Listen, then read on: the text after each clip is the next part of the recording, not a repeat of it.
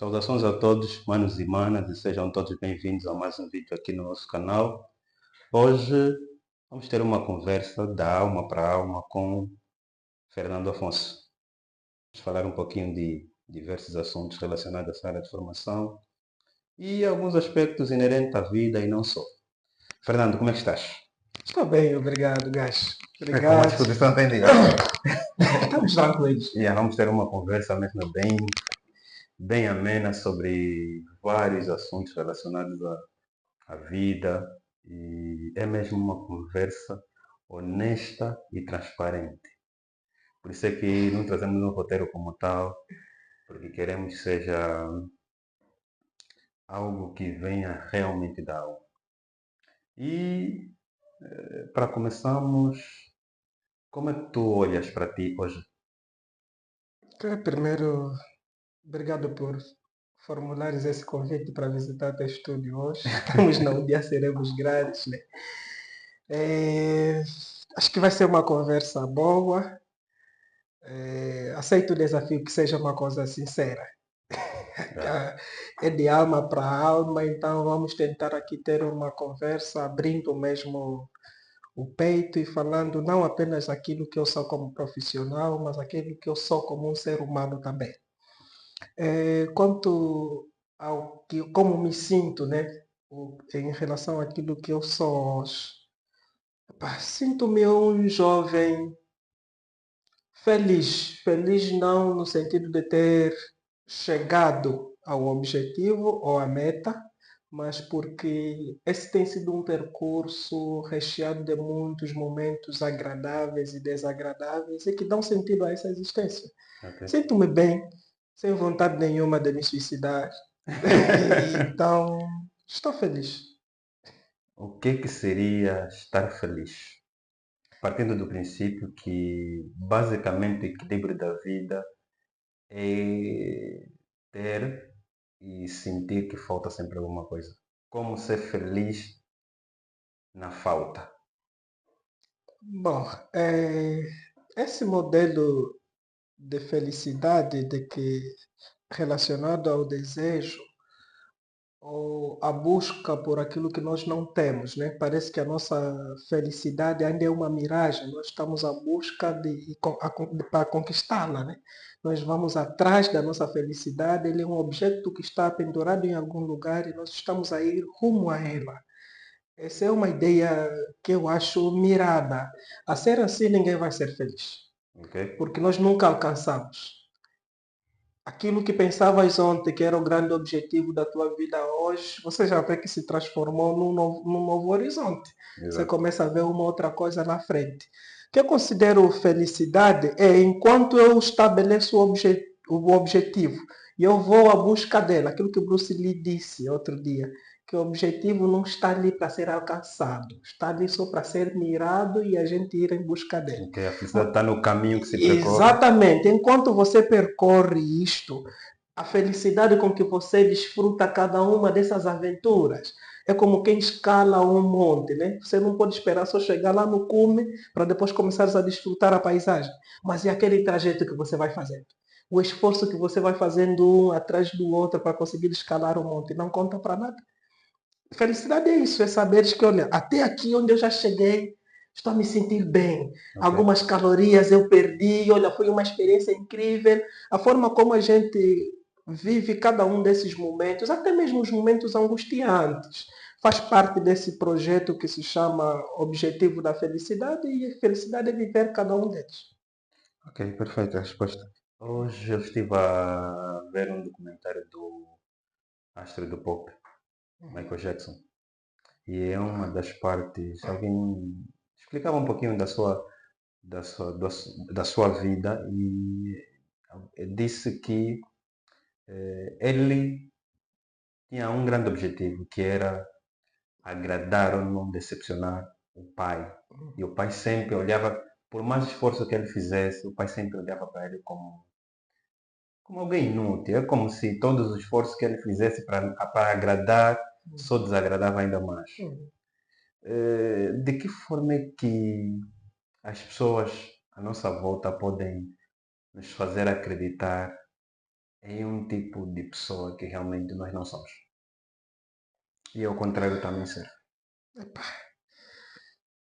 e o incrível nisso é que perguntas ao pai do Michael, vai te dizer que ele fez isso com a melhor das intenções. Sempre Era é com a melhor das intenções. para potenciar o filho e graças a esse esforço, graças a esse tratamento, nós tivemos o Michael Jackson que tivemos. Mas eu quero responder como um humano e como profissional de saúde mental. Nós, aquilo que nós queremos que os outros sejam, ou aquilo que nós desejamos que os nossos filhos alcancem, é aquilo que nós gostaríamos de ter alcançado. Na verdade, o que acontece aqui é um processo de transferência. Eu busco a minha fraqueza, ali onde eu não tive sucesso, eu quero que meu filho alcance. Mas ele alcançando isso é como se estivesse a me dar algum objeto de satisfação. Ok? Mas temos que nos separar. O pai deve entender que ele é um ser humano diferente do seu filho. Yeah, os filhos não são extensão dos pais. Não, Tipo continuidade. eu não sou continuação do meu pai. Meu pai teve seus sonhos, teve suas ambições, eu tenho meus sonhos, minhas projeções e minhas ambições. Mas como fazer entender esse detalhe num pai africano? É difícil. Olha, eu vou contar uma coisa semelhante a isso que aconteceu com o Michael Jackson. Também aconteceu comigo. Na nona classe, me lembro, a cadeira é química, fizemos uma prova e tive 14 valores. Não era a maior nota da sala. Era a maior nota da sala e todo mundo feliz e tudo mais, ia parabenizar. Eu também estava feliz pelo 14 valores. Mas era mais feliz porque era a maior nota da turma. Tenho que ser sincero. Ok? 14 também não era uma coisa que me agradava, mas era a maior nota da Ok, turma, então já. já dava um alívio. É, E nós, naquele tempo, o habitual era que os pais tinham que assinar as provas, depois yeah, serem devolvidos aos professores. Eu exato. levo a prova para o meu pai e o meu pai simplesmente disse que não ia assinar aquela prova. Porque era 14 valor. Eram 14 valores. E a pergunta que ele me fez é: você não é para tirar 14 valores. Você deve ser um estudante de notas excelentes. Você é para tirar 17, 18, 20 valores. E trazer 14. Eu pago escola para se tirar 14 valores. Bom, meu pai era às vezes agressivo, né? Agressivo nas palavras, ele não batia e tal, mas ele ralhou-me muito naquele dia, eu fiquei muito triste. E eu vinha com uma êxtase de energia de ter recebido, por exemplo, as felicitações dos colegas, inclusive do próprio professor, que atenção, que a segunda nota após mim eram 8 valores. Ok? Quer dizer, Eram 8 estava eu valores. no pico. Exato. Então, o professor me felicita e eu vou com aquela alegria, dar meu papai para assinar e eu não vou assinar isso. No dia seguinte eu fui para a escola, não levei a prova porque meu pai não assinou. Eu falei com o professor teve que falar com meu pai. Então, isso marcou-me muito. Yeah. Eu sempre esforcei-me alguma coisa extra para chegar a não desagradar ao meu pai. Mas isso pode ser uma agressão emocional muito grande. Yeah. Atenção que eu deixei de desfrutar aqueles 14 valores e hoje se tornou uma coisa memorável. Eu já tive 20 valores na minha vida que não está na minha memória como teve Os a 14. memória com os 14, mas é pelas piores razões. Então, é possível, à medida em que a gente vai crescendo e os conhecimentos vão estando mais ao alcance de todos, nós podemos mudar essa realidade. Atenção, que outrora eu era o filho em questão, agora eu sou pai. Yeah. Como é que eu vou lidar com a minha filha? Como é que eu vou lidar com o meu filho nessa condição? Nós é que podemos fazer diferença, né?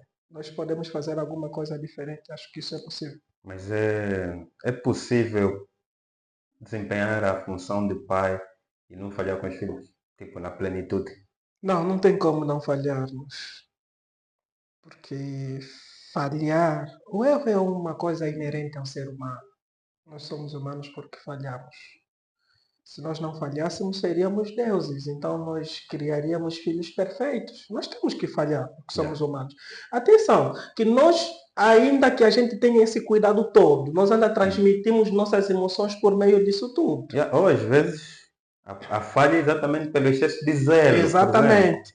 O medo que você tem, por exemplo, de não querer falhar com ele, acaba falhando. Yeah. Porque você vai entender depois que, olha, pressionar demais não foi o correto. Uhum. Oh, mas ter dado também liberdade excessiva não seria o correto. Yeah. Então, nós não conseguimos ter a medida padrão. Depois, tem outros componentes que vão formatar os tais filhos, que nós às vezes não temos esse controle. Nós às vezes nos atribuímos, não, eu falhei. Mas falhaste como? Porque você supostamente cuidou dele, brincou com ele, pagou a escola e tudo mais. Se calhar está nos melhores lugares. Mas depois notas esse filho está a sair rebelde. Yeah. Está a sair quem? Mas também tu não tens total controle disso, não? Não, nós não temos total controle de nada. Yeah. No final do dia nós não controlamos nada.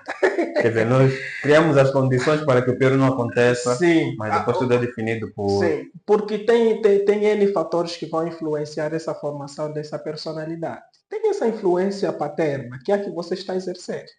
Mas depois ele vai se associar a outros meios. Ok. Esses meios também terão sua influência.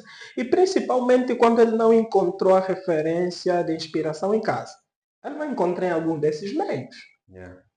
E as coisas nunca são conforme nós queremos. Grande parte do que ele vai se tornar é influência na sociedade. Yeah, esse é daqueles medos que qualquer pai que tem boas intenções para o filho sente, porque imagina, nos bairros tem aquela conversa do tipo, estás a ver aquele humilhante, Uhum. é filho do tio fulano, que é boa pessoa, que é Exato. até religioso, a família toda é religiosa, mas ele fugiu do padrão. Tu te olhas, como é que tu te olhas como pai? E como é que é essa experiência de ser pai? Oh, eu sempre andei muito curioso por ser pai. E pensava muito antes de ser pai como é que eu ia me comportar como pai. E fazia um desenho aquilo que eu gostaria de fazer como pai, aquilo que eu não tive, gostaria de ter. E tenho tentado fazer isso com a minha filha. Eu tenho uma filha e tenho tentado ser esse pai. Bom, não é momento para fazermos a avaliação se eu sou um pai bom, porque essa filha ainda não tem idade para esboçar reações E também, o bom também é socialmente. subjetivo, não? Sim, sim. É. Mas eu tenho me esforçado o suficiente e às vezes mesmo vou para a cama fazer uma autoavaliação daquilo que eu estou a ser como pai e tento incrementar alguma coisa a mais, do tipo um tempinho a mais, fazer Uhum. brincadeiras e tudo mais. Naquela idade, minha filha tem 1 ano e 11 meses. Mas é possível ser um pai presente, que invista tempo de qualidade com essa sociedade frenética que temos agora? É possível, é É? possível. Olha, e atenção, se não investires tempo na família, você vai estar falhando numa das principais áreas como homem. É, apesar de toda essa correria, apesar dessa agitação toda que a sociedade apresenta, nós temos um bem precioso que nós temos para cuidar e é a nossa Há família. tempo? Há tempo para tudo. Quando a gente tem vontade e a gente ama aquilo, a gente faz.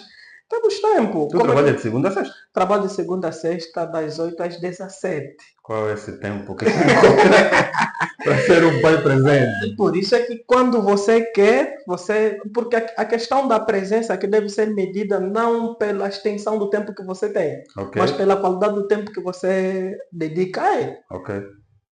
Eu chego, por exemplo, em casa às 18 horas, e há dias que eu saio, tenho outras formações, tenho outras atividades a cumprir, e nem sempre eu estou em casa de segunda a sexta a partir das 18 horas. Tem dias que eu chego, também encontro providência já dormiu. Uhum. Boa parte das vezes, não? Sim, Enquanto a hora mas de chegar. no momento em que eu tenho ela disponível, praticamente me desligo de tudo para prestar atenção a ela. Ok. Brincar com ela, prestar atenção aos pequenos sinais e tudo mais. Também que tem coisas pequenas que você consegue identificar que a mãe não sabia. Yeah. Você olha, a criança está com essa mancha, o que aconteceu? Isso é porque você dedicou alguma atenção e está a investir tempo de qualidade nisso. É melhor você teres um tempo de qualidade do que teres essa extensão de tempo e não for de qualidade. Que o que a gente está a fazer muitas vezes é perdermos muito tempo e não investirmos qualidade nisso. Nós estamos juntos, mas cada um no seu telefone, cada um ocupado com N coisas, você nem sabe quando é que a tua esposa está triste às vezes. Yeah. Porque você chega e está preocupado com as coisas que aconteceram no serviço, está preocupado com o que vai acontecer amanhã, e estás a deixar de prestar atenção no presente, naquele momento. Aquilo parece que não diz muito. Todos nós, se fôssemos agora fazer uma avaliação de quanto nós prestamos atenção às coisas que realmente importam, veremos que nós nem temos nos importado. Agora, enquanto psicólogo clínico, o que é que tu achas? Qual é a tua visão sobre as instituições de apoio aos pais? Me refiro aos ATL, às creches, os centros de cuidar de criança. O que é que achas disso? Epá, Sobre aderir ou não? Porque há uma linhagem de pensadores que vão apresentando umas contraindicações. eles existem para prestar exatamente apoio aos pais, Uhum. porque com essa dinâmica que a gente vai tendo nas nossas sociedades, não é possível, por exemplo, teres uma mãe que esteja em casa só a cuidar da criança. Daí que nós temos esses educadores de infância, temos essas instituições todas para nos ajudarem nesse sentido. Agora, há algumas instituições que prestam bom serviço e como há maus servidores em todos os setores. Não, me refiro mais Se podemos... sim, a qualidade de vida futura dos filhos, porque há quem depois relaciona o que as crianças vão ser, com frequentar Sim, esses mas espaços e tudo mais. o erro é nós pensarmos que eles estão a fazer papel dos pais. Eles não estão a fazer papel dos pais. O pai não deve abdicar das suas responsabilidades por conta da atividade desse educador social, desse serviço de apoio social. O pai não deve abdicar disso. O teu filho vai à creche, mas ele, quando voltar em casa, precisa de um amparo do pai, precisa ouvir a voz do pai, precisa dos cuidados do pai. Isso é uma outra coisa. É diferente, por exemplo, de nós pensarmos, olha, essa educação que eles estão a passar, será que é mais viável para aquilo que é o futuro que eu desejo para as minhas crianças? Não, ele está a dar uma educação que é escolar, de inserção social. O que ele está a ensinar para a criança? Ele está a ensinar a criança como é que ele vai conviver com seres semelhantes a ele. Você que está ali no meio de outras crianças que são praticamente da mesma faixa etária que ele. Mas eu também tenho minha responsabilidade como pai, como eu vou ensinar esse menino a ser um homem exemplar. O fim de toda a educação é tornarmos um ser humano bom, né? A ideia é essa, termos um ser humano bom. Humanização do homem é o que se requer com toda a educação, é o que ele está a fazer. Agora, também tenho minhas responsabilidades. Ok. Agora, mudando um pouquinho a conversa, indo para uma conversa muito curiosa que eu também queria saber o teu ponto de vista. A poligamia é um problema do africano ou do ser humano masculino?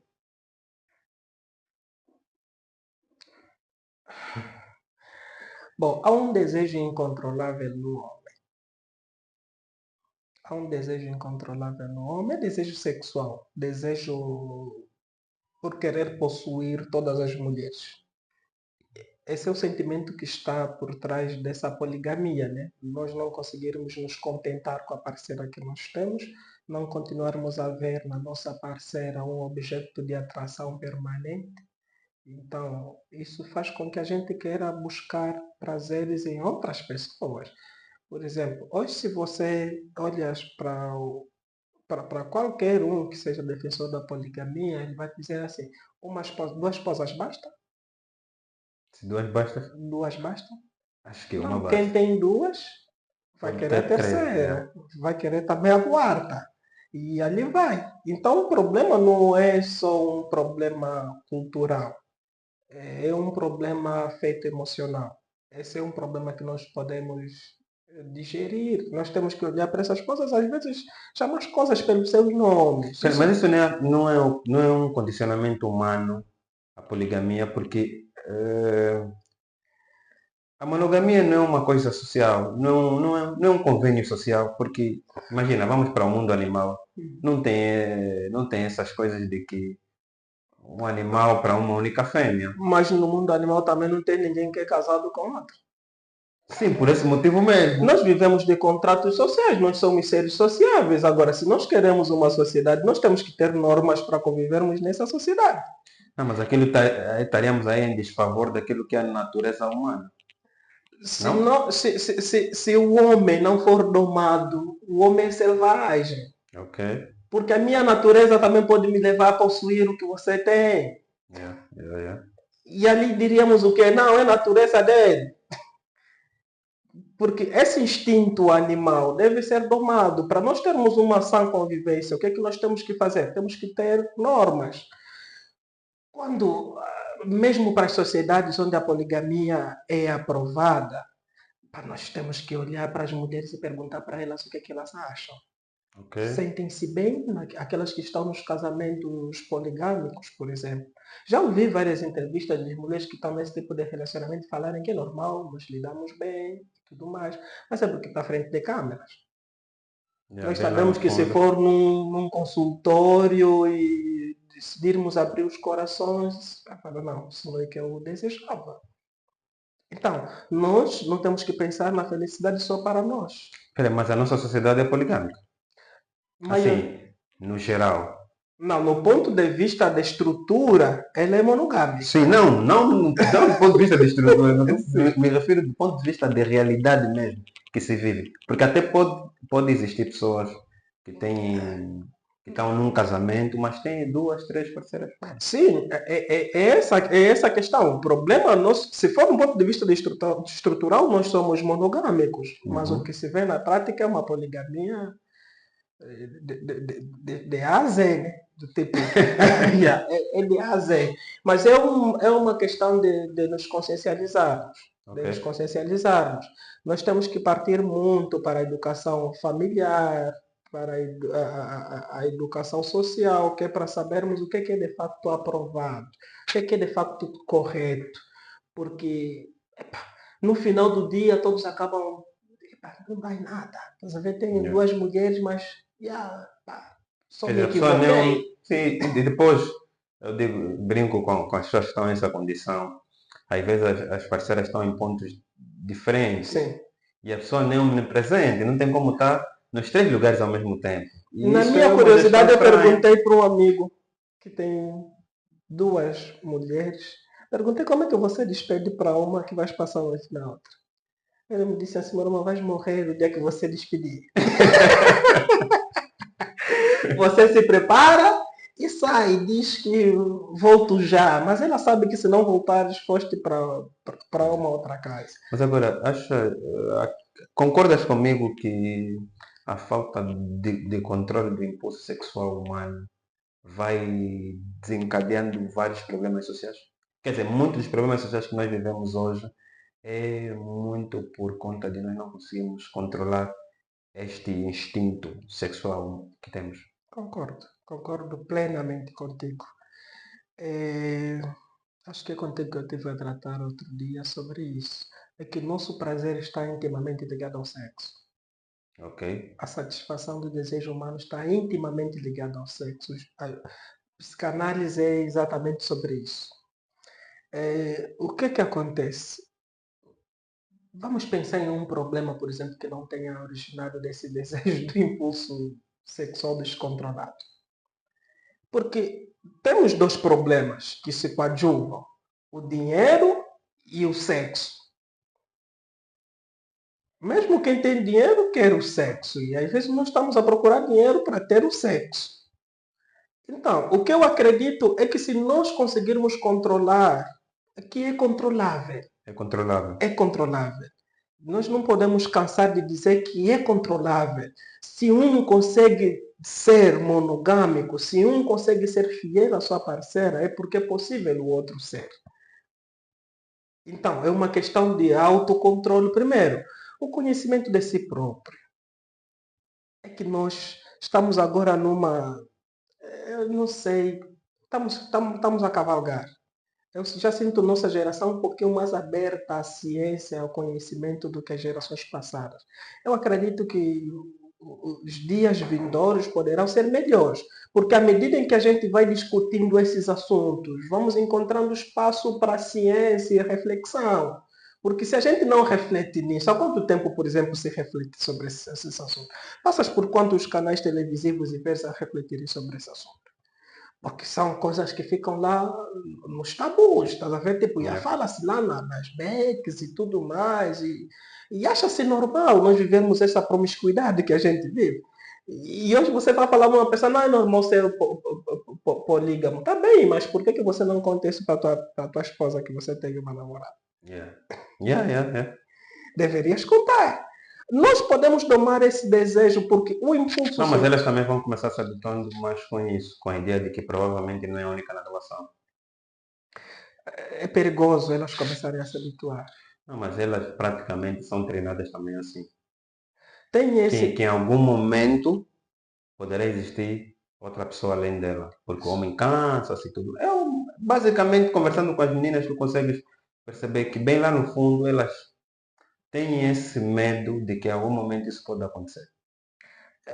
Não só medo, mas até já têm praticamente a certeza, mesmo Exatamente. quando o parceiro que tem nem é desses caminhos, mas ele Uhum. sabe, ou faz ou vai fazer. Ela está Exatamente. É. emocionalmente preparada para isso. Mas eu acho que é perigoso elas abrirem mão disto, porque os homens não abriram mão. Exatamente. Os homens não abriram mão. Os homens, mesmo sabendo que há muita mulher chifrando os homens, o homem não abriu mão disso. O homem não abriu mão de ser o único com direito de possuir a parceira dele. Exato. Então, só o facto delas se elas conseguirem conservar isso, já vão ajudar muito o homem. Porque isso deve ser depois um assunto de debate, se elas depois vão aceitar continuar a conviver com esses homens assim ou não.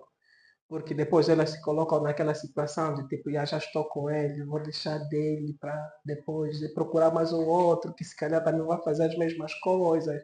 E elas acho que colocaram a etiqueta no corpo da mulher com datas de validade e tudo, mas alguém colocou isso no inconsciente deles. Ok. E elas pensam assim, tipo, se eu já tenho um filho, se eu já tenho 2 filhos, acho que eu vou já tolerar. Eu aceito. Isso é morrer. Eu não posso aceitar que uma mulher abra mão dos seus valores para engolir aquilo que o outro pretende que ela seja. Tem os seus valores. Há mulheres com essa convicção. Não, se ele não pode comigo, então vá. E todos nós temos esse direito de ser feliz. E se o que você construiu como felicidade é ter um marido meu e que eu não quero partilhar com ninguém, é legítimo que você queira ter só um homem. E Não, mas queiras depois que daí vem a teu. sociedade que diz que para tu conseguir estar numa relação, precisas de anular algumas coisas tuas, alguns egos, ceder coisas e tudo mais para conseguir manter uma relação duradoura ou longínqua. Sim, mas quando a sociedade te exige que na relação humana nós precisamos ceder, abrir mão de coisas nossas para abraçarmos coisas dos outros, em que sentido? Nós temos que ser, temos que ter equilíbrio para conseguirmos ver o que é que eu tenho que deixar e o que é que eu tenho que abraçar. Ok? Porque a ideia é, eu e tu vamos andar juntos. No entanto, eu sou um ser diferente do Joelson. Para eu conseguir andar contigo, eu tenho que anular algumas coisas minhas para permitir o encaixe. Uhum. Mas as coisas que eu anulo são as coisas que não adicionam nessa nossa convivência. Aquilo que pode ser nocivo para nós. Eu anulo, assim como você também anula aquilo que achas, não, isso não vai agregar nada, isso não adiciona nada à nossa convivência, então eu tiro, mas isso não significa perca de valores. Ok. Por exemplo, você tem um valor teu, que é da preservação de saúde. Você vai se unir a mim e vai falar, não, o Fernando fuma, o Fernando bebe. Como a sociedade te disse que tens que anular valores teus para conseguires andar com o Fernando, você anula os teus valores e passas a fumar como eu. Aí já. Aí já. Então, tem que haver limite no que eu vou abrir mão. Já. Tem valores teus que você não pode abrir mão, porque aqueles valores te definem. Então, se você abre mão daquilo, você deixou de ser você. Passou a ser definido por aquilo que os outros acham e não por aquilo que você realmente é. Ok.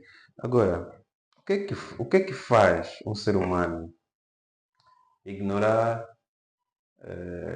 todo o conhecimento sobre a finitude da vida, sobre a morte, sobre em algum momento já não sermos tão importante quanto pensamos ser para se tornar cabeçudo e arrogante ou cheio de ego? O que é que acontece?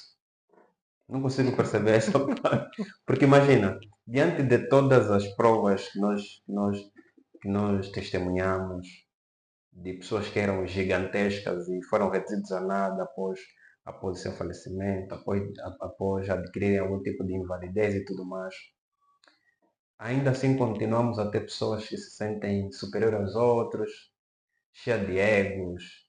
eh, O que é que acontece? O que é que faz com que o ser humano, no meio de tudo isso, ainda se sente tipo, eu sou o cara? Bom, se nós tivéssemos essa plena consciência da finitude da vida, nós saberíamos que nós somos futuros cadáveres. Nós somos os cadáveres andantes. No entanto, o cadáver não tem valor nenhum, senão aquilo que ele fez enquanto ele viveu. Porque nós só continuamos a viver na memória dos outros, e nos outros nós vivemos de acordo com as impressões positivas que nós causamos nele. Podemos viver também de impressões negativas. Por exemplo, nós vamos lembrar diferente Nelson Mandela como lembramos diferente Hitler. Por exemplo, são duas pessoas que marcaram o mundo e foram para outra dimensão, mas hoje nós lembramos deles de forma diferente. Exato. Tanto é que você faz um símbolo nazi e és banido da internet. Aqui, por acaso, esse momento já é vão nos cortar. Sim, és banido da internet. Mas hoje você levanta uma frase qualquer de Nelson Mandela e fala, não, isso aqui é socialmente apto. Eu acho muito triste nós olharmos para alguma coisa que a gente tem, é apego excessivo pelo material que faz com que as pessoas construam uma arrogância sobre o que são ou o que têm. Tudo que nós temos agora é temporário. Tudo que nós temos agora é temporário. A noção disso nos faz viver uma vida humilde. Viver vida humilde não significa comer no lixo. Viver uma vida humilde significa saber valorizar aquilo que de fato tem valor. Olhares para um humano semelhante a você e falares, olha, esse é um outro pó. Esse é um outro pó, é um outro semelhante a eu. Que eu só tenho por uma questão de oportunidades. Exato. Se ele estivesse no meu lugar, tivesse o mesmo percurso que eu, muito provavelmente ele teria feito melhor do que eu. Mas a gente tem. Mas o que nós vimos nas sociedades é isso. É essa arrogância ao extremo, as pessoas tentarem humilhar os outros, tentarem pisar sobre os outros e pensarem que eles é que são. Mas um dia desses a morte lhes avisa que você não é nada e daqui não passa nada. Nem um trapo de roupa a gente consegue levar. Okay. Se calhar essa noção nos traria mais para a humanidade. Exatamente. Nos traria mais para a humanidade. Nós, se conseguíssemos deixar, às vezes a reflexão que a gente faz é essa. O que as pessoas vão lembrar de mim quando eu não estiver aqui? Quem será o Fernando? Vão passar pelo Gerson rápido. Você conheceu o Fernando? Sim. Quem foi o Fernando? Se calhar é isso. Se todos nós começarmos a fazer uma introspecção e começarmos a perguntar o que as pessoas vão dizer de mim quando eu não estiver aqui. Se calhar isso mostraria o quão nós todos temos sido úteis ou inúteis nessa sociedade.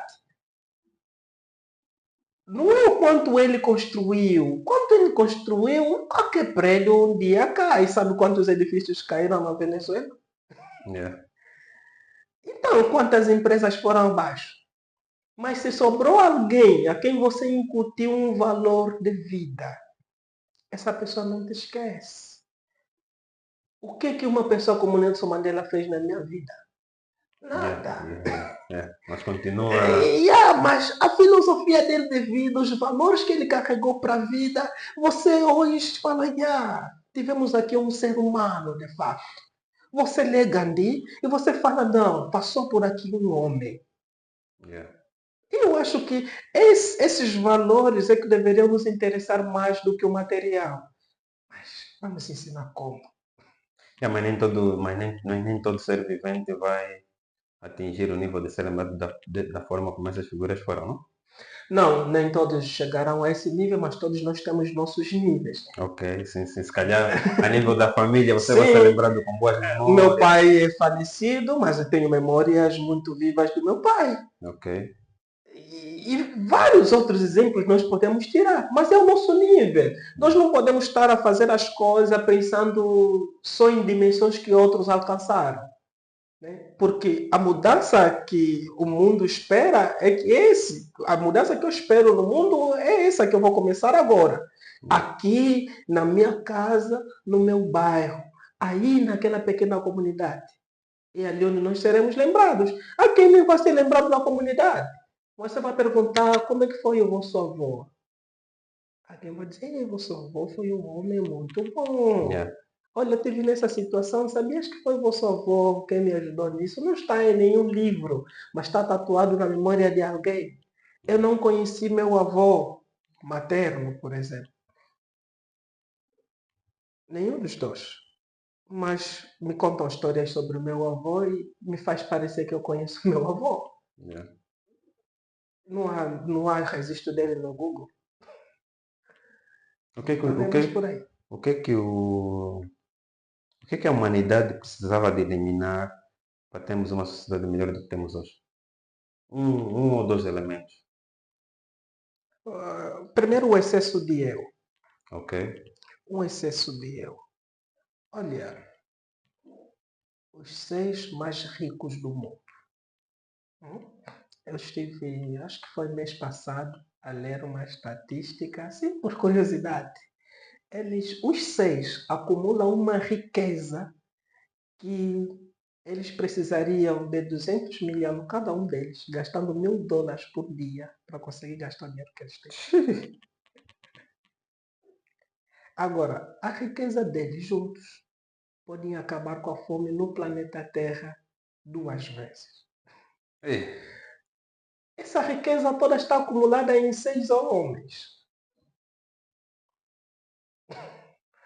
Então, se eliminarmos o excesso do eu, o que é que faz Elon Musk querer ter mais? Ele não precisa de nada mais. Para ter uma vida condigna, para viver bem, ele já não precisa de nada. Nós estamos a falar que ele pode gastar na vida dele $1 milhão por dia, e não precisar produzir mais nada. Mesmo assim, não vai viver o suficiente para gastar o dinheiro que ele tem. Ao passo que tem pessoas morrendo de fome. esse é o contraste que eu não consigo perceber. Tem pessoas a morrerem de fome. Tem pessoas a viverem abaixo de $1 por dia. Então, se nós eliminássemos o senso de eu e olhássemos para o nosso próximo, nós conseguiríamos harmonizar a sociedade. Porque é o excesso de eu que faz eu querer matar o Joelson. Sabe o que é que me dá medo? Nós chegamos no nível de adaptação ao ponto de nós passarmos nas pedonais e vemos as pessoas a padecerem e aquilo se tornar já não nos causar incômodo. Eu fico com muito medo disso, do tipo, será que daqui a uns 5, 6 anos eu vou passar por aqui e essa situação não vai me dizer absolutamente nada, porque hoje me diz alguma coisa, mas ainda assim, por conta da rotina, às vezes tu passas direito, passas rápido e tudo mais, parece que você vai se adaptando a essa realidade que não é normal. A frequência vai tornar as situações todas normais. Esse é o medo. Tem muita coisa que a gente hoje considera normal que outrora não considerávamos normal. Em várias situações, nós podemos aqui citar N situações. E à medida em que o tempo vai passando e essa frequência da ocorrência das situações em nós vai tornando isso normal.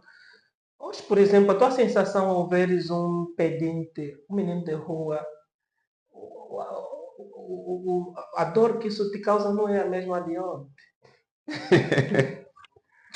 Sim. Querendo ou não, você supera isso porque isso vai se tornar tão frequente que você vai dizer que eles estão aqui todos os dias. E nós os teremos aqui em abundância. Porque à medida em que o tempo passa, a vida vai se tornando cada vez mais difícil, essas pessoas vão aparecer mais e mais. Mas agora uma pergunta que eu faço. O ser humano ainda pode ser pior do que é hoje? Sim. Porque A imagina, cada dia que passa, nós nos tornamos mais autodestrutivos do que antes. eu faço essa pergunta por quê? Porque já conversamos sobre a queda da confiança que está-se a perder. É que hoje é cada vez mais gritante o nível de desconfiança no outro.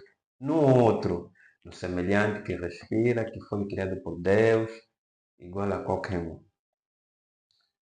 E imagina, nós, a dada altura, nós criamos cercas Uhum. para se proteger de animais ferozes e tudo mais. Hoje, criamos as mesmas condições para se proteger Do do outro ser semelhante. humano. Sim. Tipo, tu não consegues circular à vontade, porque Não, nós vamos. os teus bens podem ser subtraídos, você Verso, pode. os vestígios que sobram de que a gente pode melhorar são muito minúsculos. Não, mas o desenvolvimento da psicologia, das ciências da mente, não vão de alguma forma Olha, nós pensávamos que a minimizar isso. tecnologia ia melhorar a vida do humano, não? Yeah, O resultado diz que não. Aquilo que poderia nos aproximar nos separou. yeah. Então, a tendência humana, se um dia ele descobriu o AK, hoje ele está montando uma bomba atômica, você não acha que ele está evoluindo para o mal? Nós estamos cada vez mais autodestrutivos e nós estamos a procurar uma forma mais sofisticada para nos matarmos. Cada vez mais, à medida que a tecnologia vai avançando, a gente está a procurar uma forma mais sofisticada da gente conseguir. Quem conseguir depois encontrar um botão onde dá para apertar e extinguir todos os humanos, vai apertar, todo mundo vai morrer. Ok. Mas nós estamos a caminhar mesmo para isso. Você vê, estávamos a falar que a questão da confiança. Outrora, nós ficávamos na casa dos vizinhos. Os nossos pais saíam tranquilos e falavam assim, não, meu filho deixei na casa da vizinha. Mas tu sabes que não vais deixar teu filho na casa do vizinho. Yeah. Mil e uma coisa podem acontecer. Sim. Por que você está tão inseguro do teu vizinho? Que também não te fez nada.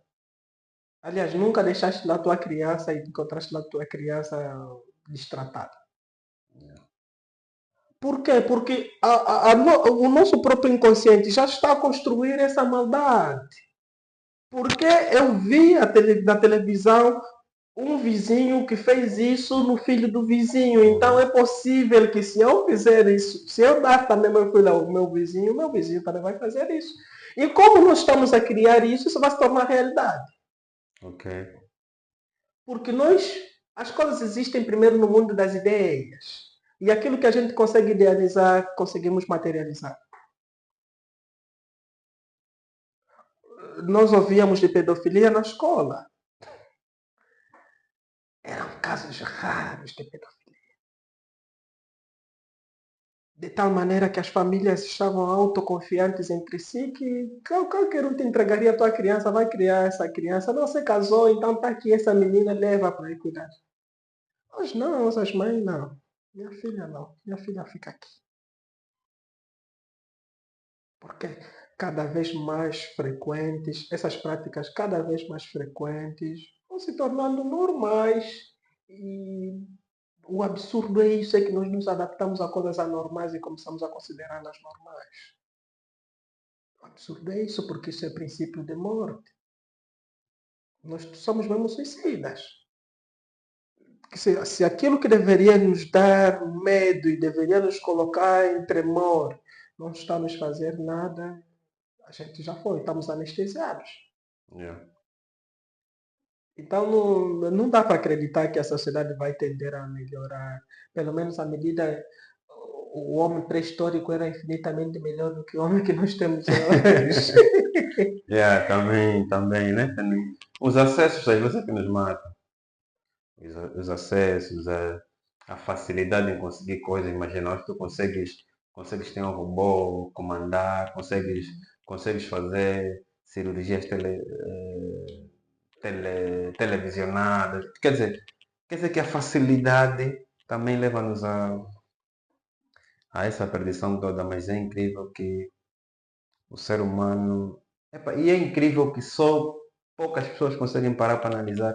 Eu, particularmente, me preocupa muito esses detalhes todos, porque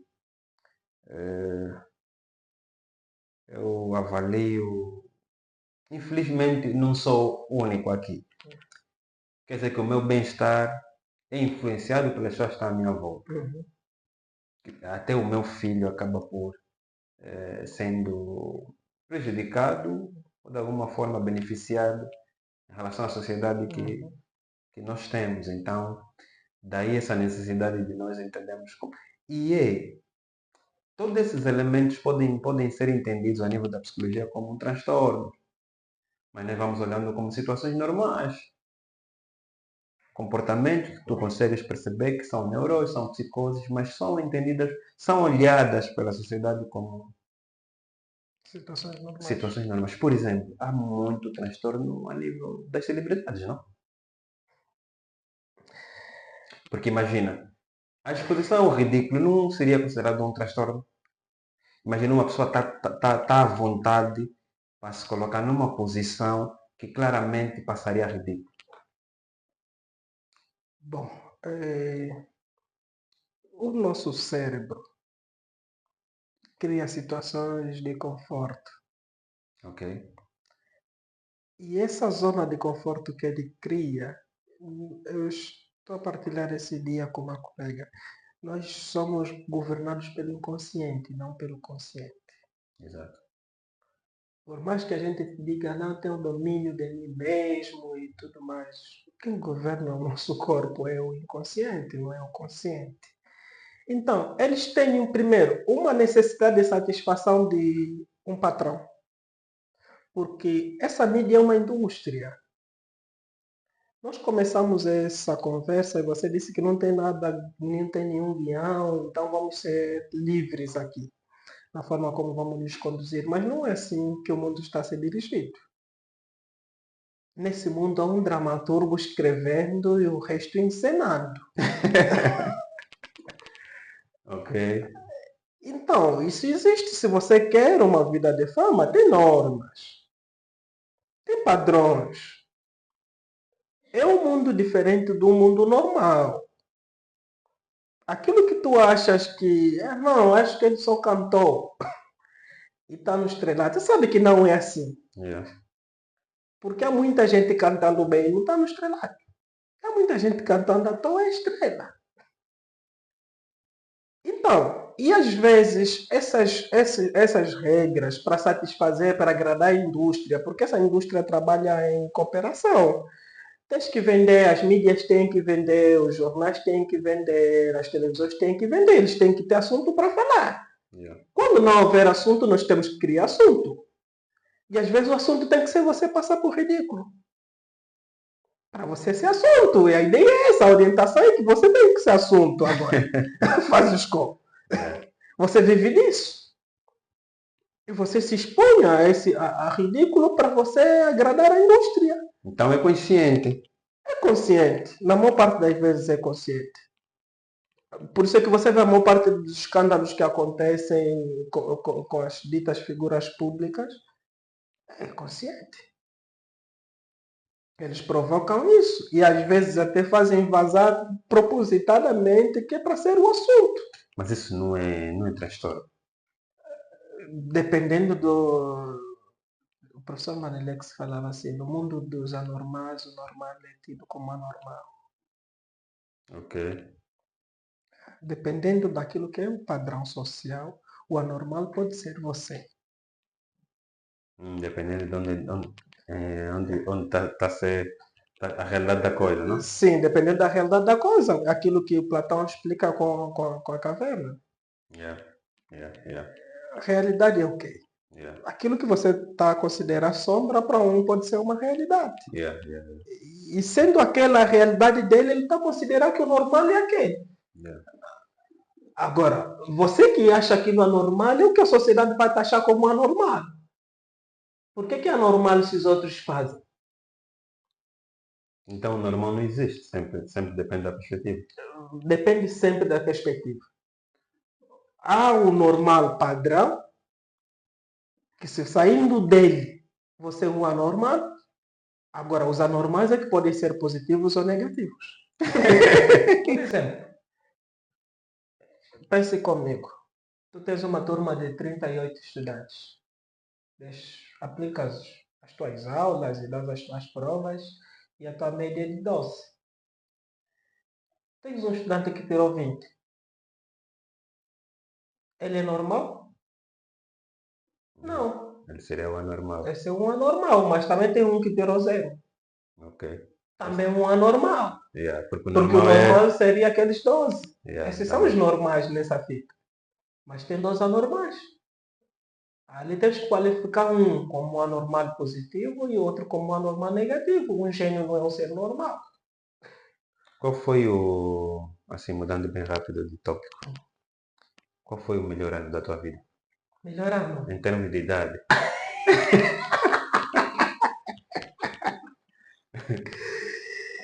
Eu acho que foi uns 30 anos. Ano 30. Ano 30. Por quê? Ano Foi o ano de 30. que casaste, que constituíste família, essa coisa toda? Primeiro porque alimentei muito essa coisa de quero chegar aos 30 anos. Ok. Para ver o que acontece com a minha vida aos 30 anos. E não acontece absolutamente nada. Não, você continua a ser você. E aí um dia, como a vida às vezes é boa, né? Nem sempre a vida é injusta, às vezes te oferece essas oportunidades. Criaste tanta ansiedade pelos 30 e estava nos 30. Ok. Foi um ano fixe. Casei de facto aos 30, constituí família. Quebrando toda aquela perspectiva africana, né? Casar aos 30. Era suposto ser. Foi bem antes. Tinha que ser antes. Bem antes, sim. Okay.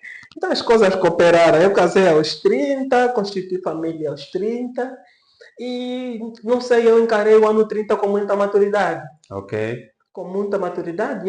Foi o ano da licenciatura em psicologia. Foi tudo aí no ano 30. Eu acho que o meu melhor ano foi dos 16 aos 19. Não, isso assim não é melhor, isso é faixa. Não, esse período, essa época foi o melhor período da minha vida porque estás a ver, nessa fase da vida tu acreditas em muitas coisas que tu não tens clareza de como é que é na verdade, estás a ver? E acho que era bem mais ingênuo não seria até, mas bem mais sonhador, Ok. estás a ver? Bem mais rebelde em busca daquilo que eu gostaria de fazer. Mas perdeste essa perspectiva, não? Sinto que hoje vou pensando muito, estás a ver? E essa coisa de pensar muito deixa-me um pouquinho para trás. Ok. E eu gostaria de ter aquela capacidade de tipo, pensei, quero fazer, e faço, vou atrás daquilo. E hoje nem tanto, hoje já analiso o que é que a minha esposa vai pensar, o que é que vem depois disso. Quer dizer, tem sempre mais pessoas envolvidas na decisão que tu vais tomar. Mas esse é o que os filósofos têm chamado de tal utopia, né? Da idade perfeita. Yeah. Nós às vezes ficamos a pensar qual é a melhor fase da vida. Agora pensando sobre o assunto, eu acho que a melhor fase da minha vida seria eu com 30 anos, mas com a idade mental dos 80. Estás a ver o que eu quero? 80? O que eu serei aos 80? Ok. Eu quero que seja aqui nos 30. Sim, porque você lá vai ter muita maturidade, mas já não vai ter Exatamente energia isso. física e tudo Exatamente. mais para. Então é mesmo uma utopia. Ok. A idade perfeita como tal não existe. Uhum.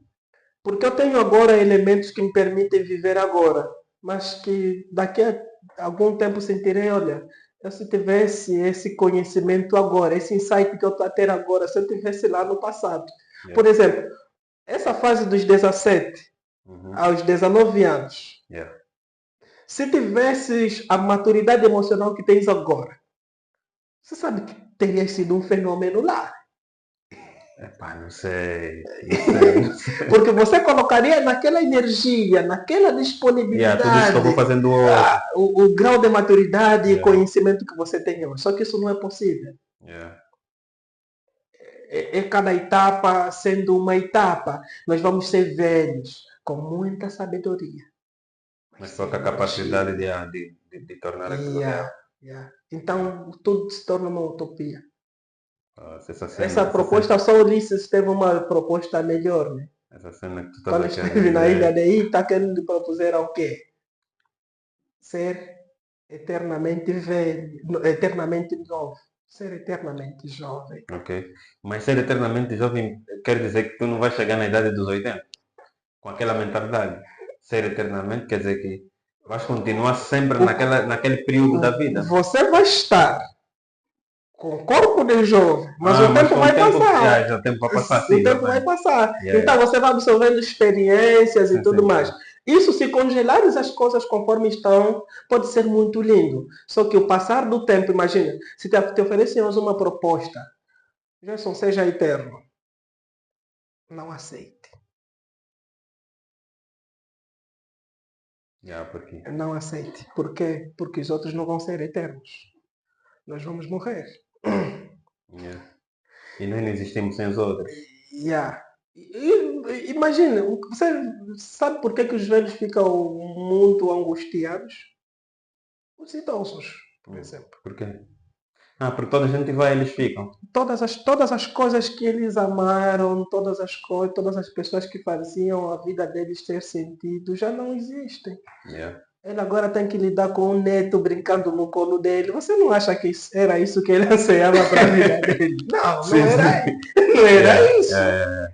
E ele quer conversar contigo. Mas você quer lhe falar sobre a tecnologia, você quer lhe falar sobre as inteligências artificiais, eles não entendem nada disso. E as coisas que ele entende, você também não entende, então não tem sentido. É para esse velho, ele Quer dizer, os contemporâneos dele que podiam estar aí a partilhar o mesmo momento já não já não existem. existe. Yeah. Ainda que ele se esforce para conversar conosco, você nota que ele está em um esforço constante, tentando ter algum papo conosco, mas a gente não se entende, porque a linguagem dele é arcaica para nós. As coisas que ele está a falar são coisas que já não existem no nosso mundo, e as coisas que existem são coisas que ele não domina. Yeah. Então, essa proposta de tipo viver eternamente, se te tirarem desse meio, porque os teus filhos vão envelhecer e vão morrer.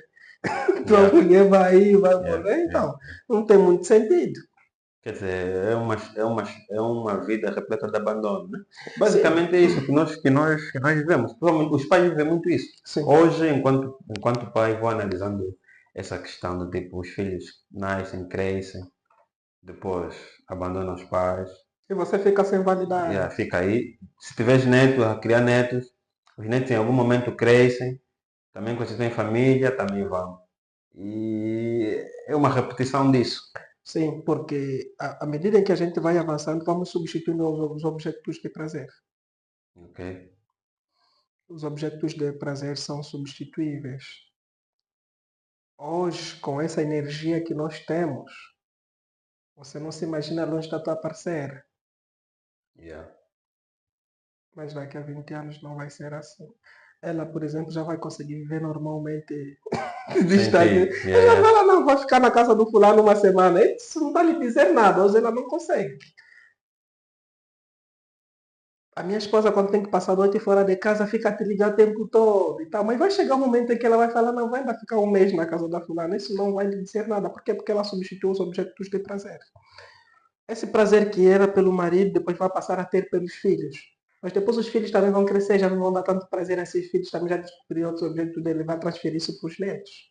Por Yeah. isso é que você vê as avós querem tempo, me traz um neto, me traz a criança aqui, porque ele não está a encontrar prazer nessas coisas. Ele, quando olha, epa, a carne que era boa, os dentes já não suportam, já não pode mastigar, já não tem, epa, isso já, gasosa não posso beber, agora engole bastante comprimidos. Então, nessa substituição de prazeres, é ali onde a gente encaixa. Por exemplo, vai chegar um momento em que a gente vai ficar totalmente órfãos de tudo que nós temos agora. E como nós vamos estar vivos, se é que vamos estar vivos, como nós vamos estar vivos, o nosso prazer vai se linkar a outras coisas. Ok. Agora, o que é que está por detrás do grande número de crimes passionais? Boa parte dele é causado pela população masculina. Se nós começamos um assunto, falamos aqui sobre a questão da poligamia, Falamos aqui sobre a questão do controle dos desejos sexuais. Está tudo ligado a isso. Porque Não, nós mas se não estamos a conseguir controlar os me ciúmes. refiro muito mais na perspectiva de em que momento é que um rapaz, um homem ou uma menina, né, Hum. se sente no direito de tirar a vida de outrem, no caso do parceiro, porque lhe traiu. Quer dizer, as pessoas são nossas a esse ponto do tipo, tu me pertences e se fizeste isso, então mereces Nós nos morrer. prometemos isso. E todos os dias, por ilusão, Não, mas nem somos das nossas parceiras? e se nós somos, então somos, elas têm esse direito. Não somos? Nós somos, até certo ponto. Não, mas toda a gente continua sendo um ser humano Nós somos, individual. nós somos possessivos. Sim, mas mesmo dentro dessa possessão, Uhum. nós não podemos esquecer que o outro é o outro ainda, independentemente de que somos Sim, a uma gente vai, só carne. a gente vai evoluir até ali. Nós nos prometemos, por exemplo, que ela é minha, eu estou chamando de minha esposa, que é minha. Mas atenção, esse minha esposa não me dá o direito de ser o dono absoluto dela. Eu não sou dono dos desejos, dos pensamentos, dos sonhos e das vontades dela. E atenção, depois nós, por uma circunstância, nos unimos aos nossos parceiros. Em alguma circunstância, pode ser das mais equivocadas possíveis. Pode ser, eles se arranjaram numa festa qualquer, estavam bêbados e tudo mais, e se uniram. Ou então ele viu-a passar na rua, ela estava muito bem perfumada e tal, ele se interessou e se uniu. A gente vai trocando juras e promessas e a gente constrói vida em torno disso. Se nós não tivermos noção clara de que essa aqui não é uma propriedade exclusiva minha, ela tem os seus pensamentos e ele é uma pessoa livre, é um indivíduo Yeah. diferente de mim, nós não conseguiremos lidar com as decepções que ela pode nos causar. Por quê? Ela não está condenada a viver comigo para sempre. É, do mesmo jeito que ele olhou para mim e me achou interessante, ele hoje poderá estar a olhar para alguém e lhe achar interessante. Agora, isso não me dá o direito de eu pegar e lhe matar. Amar também e deixar ir. Ok. Amar também e deixar ir. Agora, esse sentimento possessivo, descontrolado, é o que está a gerar os tais crimes passionais. Porque nós, como temos esse ciúme incontrolável, a gente já não consegue mais se imaginar, agora tem que imaginar ele com outro homem e tudo mais, a gente ocorre essa loucura. Isso passa a ser já um transtorno. Ali, quando nós estamos a sentir que estamos a chegar nesse estágio, ali onde nós devemos procurar auxílio. Eu fico com muito medo quando alguém diz eu não consigo viver sem você. Mas é a célebre frase romântica. Isso é muito perigoso. É. Se ele não consegue viver sem você, porque é capaz de te matar e é capaz de se matar. Ok. Porque isso que parece ser uma declaração romântica é muito séria. Por isso é que eu usei aquilo. A gente está se prometer que eu sou teu e de mais ninguém. Isso cola no inconsciente de alguém. Você com isso conquista as confianças de muita gente. E depois eu descubro que afinal de contas está andando com alguém. Oh. Então, você não era suposto ser só meu e de mais ninguém? Que elemento tu gostarias de incrementar no mundo para termos uma sociedade melhor? Como eu acredito muito nos valores humanos, acho que é a humanização. Ok. Coloca a humanidade em tudo que você faz. E a gente vai ter uma sociedade excelente. Ok. O que é que faz eu pensar nisso? Se o médico olhar para o seu paciente como um humano semelhante a ele, ele faz tudo para salvar a vida desse paciente. Yeah. Se o professor olhar para o estudante como um humano semelhante a ele quer formar um ser humano de qualidade, então não terá problema nenhum em preparar uma aula de excelência e prepará-lo para o melhor humano que se deseja. Se o policial olhasse para o cidadão como um ser humano semelhante a ele, não teríamos necessidade dessa grosseria toda que a gente vive. E tudo mais. Até para o gatuno. Até Se o por... serve, se o gatuno conseguir pensar e ser humano, ele já deixa de roubar. Ok. Agora, pressão é um tópico quase que frequente nas conversas com psicólogos. Sempre que há um psicólogo fala-se muito sobre as pressões. E uma das pressões que vai se enfrentando cada vez mais, principalmente no universo feminino, é sobre a procriação. As mulheres que, por algum motivo qualquer, não consigam procriar, são colocadas de parte. O que tu poderias dizer para esse grupo de mulheres que não são poucas? Muitas delas até com ideias suicidas porque acreditam que sem ter essa capacidade são quase que inúteis na sociedade. Olha, Gerson, procriar é um valor de vida, mas não é o único valor. Ok? Não é o único valor. Só se termos consciência de que não é o único valor, só essa consciência já nos liberta muito. Porque se esse não é o único valor, tem outros valores que também podem ser cultivados e são de facto bons. Numa É, sociedade africana? Esse discurso se encaixa numa sociedade africana? se encaixa na vida, Não é que em estamos a falar qualquer o ideal sociedade. ou o real? O real, o real. É, porque o que é que cura uma pessoa? A forma como ele se enxerga. Ok?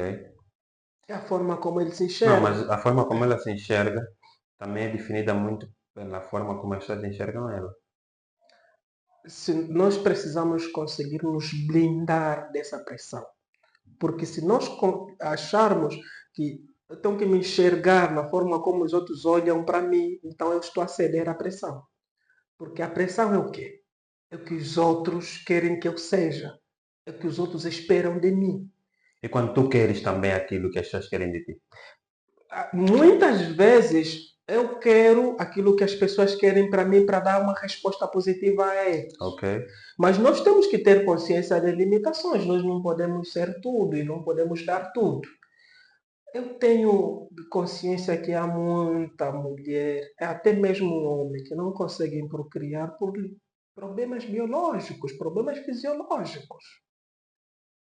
Tendo consciência disso, a gente tem que buscar felicidade de outra forma. Essa não é a única via para ser feliz. Ok? Tem muita gente com muitos filhos e não é feliz. Então, nós não podemos colocar a nossa felicidade dependendo de aprovação social, dependendo daquilo que os outros acham que nós deveríamos ter. Eu casei e tenho filho. Há quem casou e não tem. E eu conheço pelo menos dois casais assim que são exemplos de casais. E vivem bem. E dá para viver feliz num mundo então cada vez mais evoluído, isso está superado, isso Ok. tá fora, tá fora de constituir um problema. Mas nós precisamos ajudar essas pessoas. Sim. Quando eu digo nós, eu estou a falar a família, os amigos e a sociedade. Nós é que precisamos ter maturidade em não cobrar sobre essas pessoas coisas que eles não podem dar. Sim. Nós é que precisamos lhes fazer eles perceber, não, você não tem isso, mas tem muitas outras valências. E a gente desfruta das valências que você tem. Atenção que essas pessoas assim são super protetoras. Elas cuidam por excelência. Eles têm valores invejáveis. Agora, nós precisamos trabalhar, é difícil, É difícil, temos que admitir, não podemos ser também grossos e pensar que é fácil lidar com isso e superar. É de facto difícil, mas nós podemos sempre ajudar-nos e encontrarmos os caminhos mais corretos para a felicidade, encontrarmos os termos melhores para vivermos bem. Porque no final do dia o que interessa é que a gente esteja bem nessa sociedade enquanto nós vivemos. Nós temos um limite de tempo, que cada um tem o seu, né? Sim. Entre o berço e a sepultura, há aqui um tempo cronológico que eu não sei se meu é quanto, também não sei se teu é quanto. Yeah. O meu, claramente, que não é muito. Então, o que eu advirto às pessoas é que nesse intervalo, enquanto têm noção que estão nesse intervalo, vivam o suficiente. Ok. Desfrutem a vida com o que tiverem, com a ausência e até com aquelas coisas que eles não tiverem. Tipo, eu tenho que ser feliz na presença e na ausência. Eu tenho que olhar para aquilo, epá, eu não tenho filho, mas eu tenho um esposo que me ama. Eu tenho os amigos, eu tenho a família. Eu desfruto o que tenho. Agora, como lidar com a sensação de estar a ficar para trás em relação aos contemporâneos? Imagina, somos irmãos, somos colegas, somos amigos, estamos a crescer e parece que o crescimento dos outros é descomunal em relação a nós. Como lidar com esse sentimento? Porque aí acho que é uma mistura de coisas, inveja, de incapacidade, de... enfim. Como O, lidar com isso? o pior de todos os sentimentos que você pode ter nessa situação é inveja. Eu sei, e, por exemplo, já tenho alguns anos de vida, né? É porque já conheço, tenho amigos, crescemos juntos no mesmo bairro, pessoas que partilharam conosco o ensino primário, o ensino médio e até mesmo o ensino superior. E que hoje, às vezes, por conta de situações da vida, cada um de nós seguiu caminhos diferentes e cada um teve os seus encontros e desencontros. Nem todos alcançaram as mesmas coisas. E eu tenho me dado por feliz cruzando com alguém que cresceu mais do que eu e parabenizá-lo e me Certo. sentir regozijado por isso. Yeah. Agora, isso não pode servir de um calvário para mim. Eu não posso me mutilar dizendo, não, eu teria alcançado o que o Gerson alcançou também. Por quê? Porque a história do Gerson é diferente da minha história. A minha realidade é diferente da realidade do Gerson. O Gerson foi fazer universidade, mas se calhar minha família não permitia, o estado econômico da minha família não permitia eu ir para a universidade e eu preferi trabalhar primeiro para sustentar aqueles que estavam também ali atrás a dependerem de mim, a precisarem de alguma coisa. Há quem, não, ele já foi para o ensino superior, mas há quem entendeu, não, a minha família já não tinha condições para me assegurar, então tive que me entregar ao matrimônio. Casei, estou com meu esposo, não fiz universidade como o restante da turma fez, Yeah. não estou bem empregado como o restante está, mas eu tenho um lar e eu estou feliz ali onde eu estou. Nós primeiro temos que saber nos aceitar. Não, mas essa comparação é sempre presente, não? É sempre presente. O antídoto é isso, é eu aceitar a minha realidade e estar feliz com aquilo que eu tenho. Eu não preciso ter o que o Gerson tem para eu ser feliz. Eu tenho que saber que eu tomei minhas decisões e todas as decisões acarretam suas consequências. Né? Decidir é isso, escolher é largar e pegar. Né? É porque eu larguei um caminho, peguei outro. E hoje não foi por questões de escolha, mesmo questões de necessidade. A quem tinha também essa projeção, epá, vou subir, vou fazer mais coisas, mas olhando para as circunstâncias da vida não era possível. Então, como é que você lida com isso? Primeiro, aceita. Se começares a achar que foste insuficiente, foste incapaz, és inútil, perdoe-se. Nós temos muito problema em não sabermos nos perdoar. Como nós não conseguimos nos perdoar, a gente consegue suicidar-se. Por quê? Porque a gente acha que falhamos muito. mas nós merecemos perdão. Antes de eu conseguir perdoar o meu próximo, eu tenho que saber me perdoar. Eu tenho que saber que nesse percurso, às vezes tomei decisões que foram erradas e que me colocaram nos caminhos onde eu estou agora, nas situações em que eu estou agora. Mas eu posso olhar para isso e falar, não, epá, foi o que me apareceu naquele momento, foi a decisão que eu achei viável naquele momento. E eu tomei aquele, mas eu me perdoo. Me deu uma oportunidade, eu posso mudar essa realidade. Eu posso ir atrás, ele conseguiu hoje, eu tenho meu tempo, aquilo que tivemos a falar. Nesse espaço berço sepultura, eu não sei quanto tempo ele vai demorar. Mas a ideia é que eu não estou a competir, nós não estamos numa concorrência. A ideia não é um grupo que saiu do médio, é o mesmo grupo que vai para a universidade, é o mesmo grupo que tem que Mas começar a é essa a trabalhar. impressão que passa, né? Passa essa impressão que nós todos estamos a concorrer. Mas não, eu estou trabalhando no meu tempo. O Wilson está trabalhando no seu tempo. Ele está conseguindo as coisas no tempo dele. Eu consegui as coisas no meu tempo.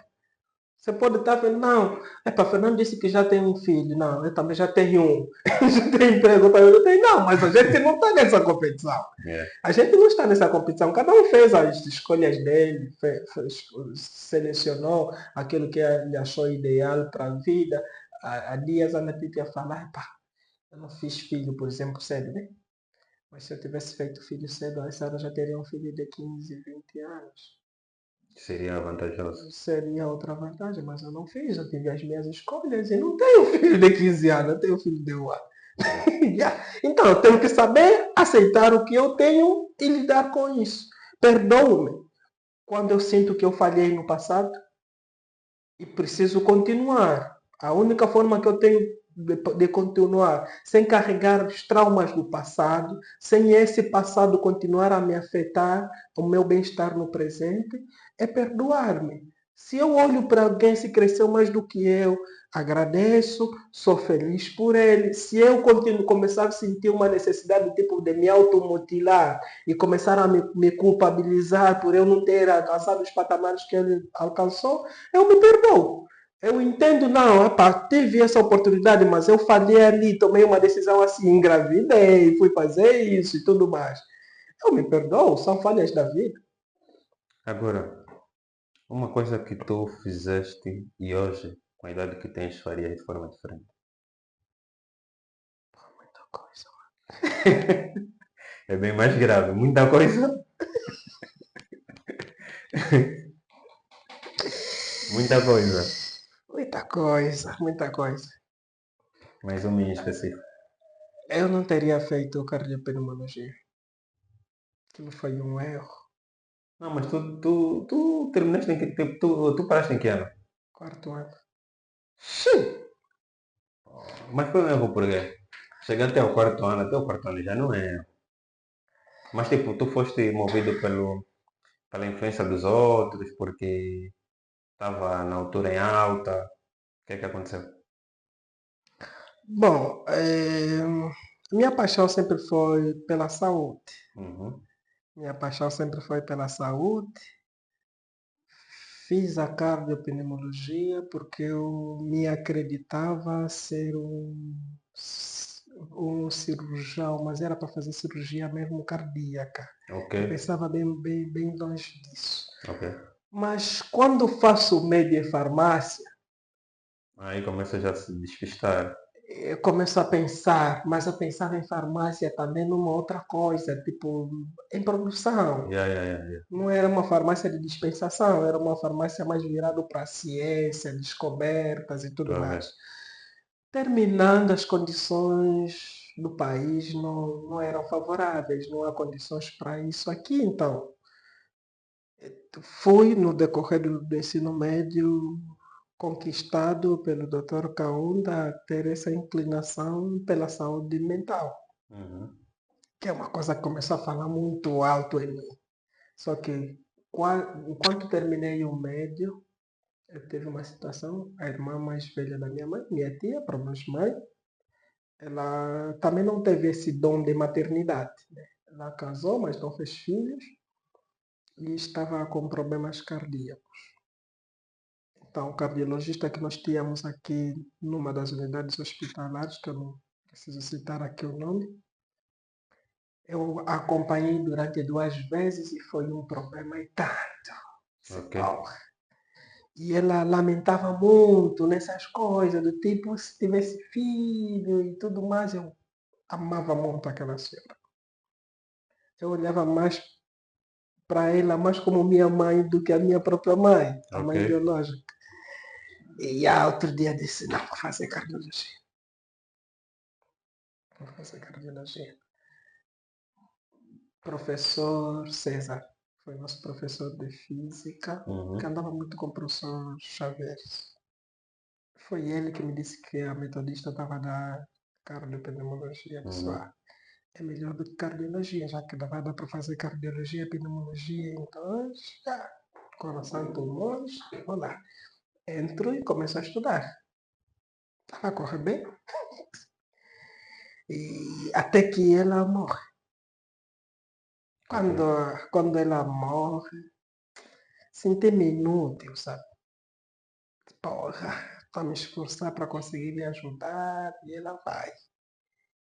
Aquilo ficou muito linkado à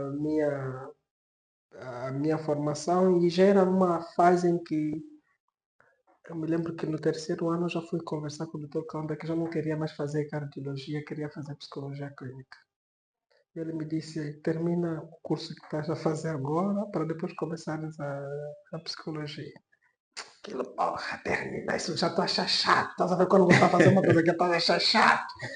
Os colegas já achavam super produtivo e tudo, Yeah. mas é aquele esforço, você estuda, só já e tudo mais, mas já não tinha o coração ali. Eu já estava muito mais inclinado para a psicologia do que para o curso que eu estava a fazer. Já lia, já tinha muitos encontros com o Dr. Kaunda, então outro dia falei com ele num desses encontros e disse, olha, quero largar isso. Então acho que não entraria para lá. Hoje, recuando o tempo, eu não ia me inscrever para isso. Porque ela teria feito a psicologia muito mais cedo e a Sara estaria a pensar em outras coisas. Qual é o teu maior medo?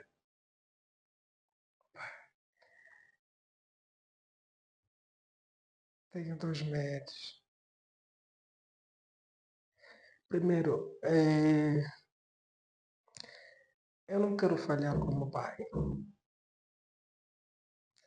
Eu não quero falhar como pai.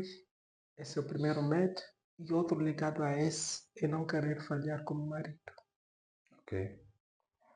Eu tenho uma família e eu sinto que devo muito a eles. Tá a ver? Eu acho que a minha esposa merece o melhor esposo. E a minha filha e os outros que vêm merecem o melhor pai. E, epá, se no final eu falhar com eles, falhei muito. Falhei muito. Eu tenho me empenhado para ser um homem de família. Sou muito zeloso, muito protetor em relação a eles. E às vezes, até mesmo sobre a minha esposa que é adulta, um gajo tem pequeno cuidados de tipo, ele é criança e tudo mais. Então, tenho muito medo de falhar como esposo e tenho muito medo de falhar como pai. Yeah. Olha, essa conversa é só uma conversa que pode ter continuidade. Eu sei que não tinha como nós ficarmos aqui 3 horas a conversar, mas com certeza que foi muito produtivo e espero que consiga ser também bastante enriquecedor para quem vai ver esse conteúdo.